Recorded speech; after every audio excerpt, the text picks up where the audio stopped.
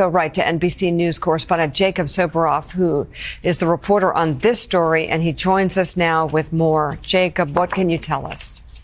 Hey, Mika, good morning. So, one of the things I think that was a massive relief to people here in Los Angeles as we went through both the Palisades and the Eaton fire was the sight of those green fire trucks pulling up from the U.S. Forest Service and what was really a massive mutual aid effort. There was federal, there was state, and there were local jurisdictions from all over California and all over the country that came to assist in battling what Governor Gavin Newsom told me was potentially the most costly natural disaster in the history of the United States of America.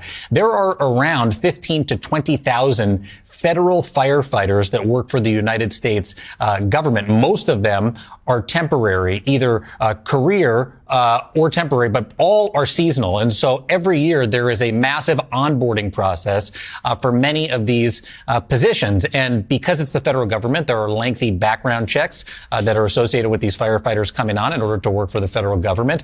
And this hiring freeze, despite President Trump's executive order on January 20th saying it was going to exempt people that deal in public safety, has effectively stalled the hiring of these federal firefighters all throughout the federal system, at the Bureau of Land Management, within the Department of Interior, at the National Park Service, which has its own firefighters, and at the U.S. Forest Service, which has the most firefighters of this whole operation. So there is a lot of concern here on the ground, not just in Los Angeles, where these firefighters came and really helped in the mutual aid effort, but all across the American West, where obviously the fire seasons are getting longer, the fires are getting bigger, the fires are getting more dangerous.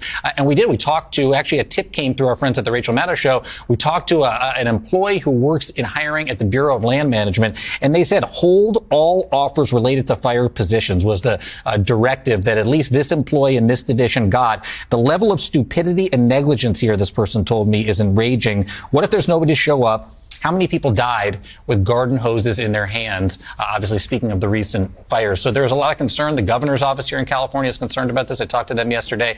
The ramifications are potentially quite significant.